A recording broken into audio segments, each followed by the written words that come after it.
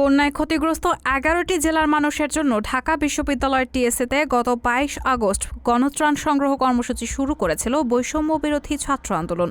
২ সপ্তাহে ওই তহবিলে প্রায় ১১ কোটি ১০ লাখ টাকা জমা পড়েছিল। এর মধ্যে থেকে এখন পর্যন্ত বন্যার্তদের সহায়তায় খরচ হয়েছে প্রায় ১ কোটি ৭৫ লাখ টাকা।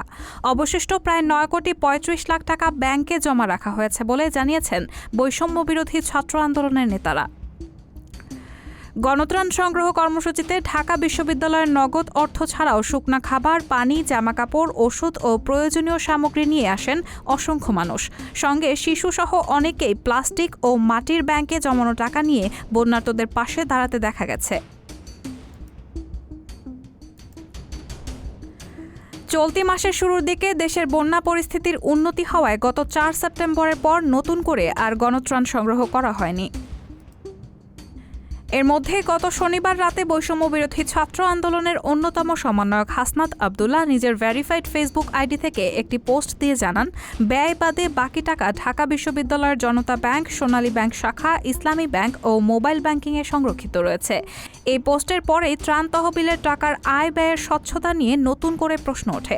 বিশেষ করে বন্যার্তদের ত্রাণের টাকা কেন ব্যাংকে রেখেছেন সমন্বয়করা, এমন প্রশ্ন এখন জনমনে। বিষয়টি নিয়ে বিভিন্ন মহলে শুরু হয়েছে নানা আলোচনা সমালোচনা।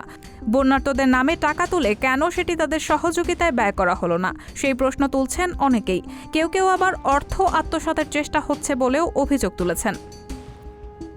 কিন্তু প্রকৃত ঘটনা আসলে কি? তহবিলের টাকা বন্যার্তদের সাহায্যে ব্যয় না করে ব্যাংকেই বা রাখা হলো কেন?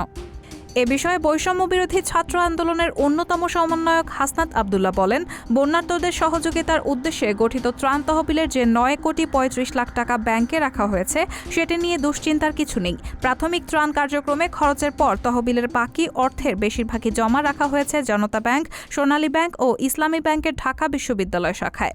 চাইলেও সেগুলো কেউ আত্মসাৎ করতে পারবে না, কারণ সেগুলো বিশেষভাবে খোলা হয়েছে, যেখানে ঢাকা বিশ্ববিদ্যালয়ের একজন শিক্ষকও যুক্ত রয়েছেন। আমি সহ আরও ২ জনের সম্মিলিত সিগনেচার ছাড়া কেউ টাকা তুলতে পারবে না।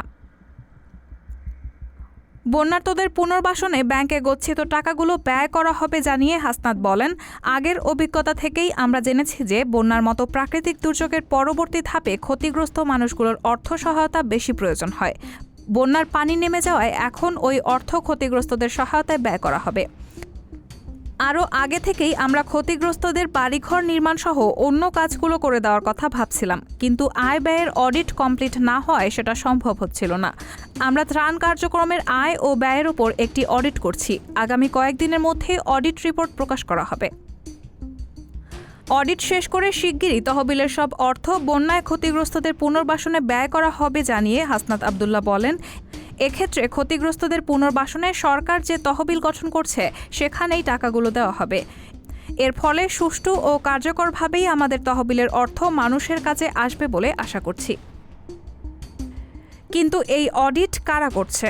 এ বিষয়ে হাসনাত বলেন, সিএ ফার্মের প্রফেশনাল ব্যক্তিদের দিয়েই নিজ দায়িত্বে এটা আমরা করছি, যাতে পরবর্তীতে কেউ কোনো অভিযোগ বা অপবাদ দিতে না পারে।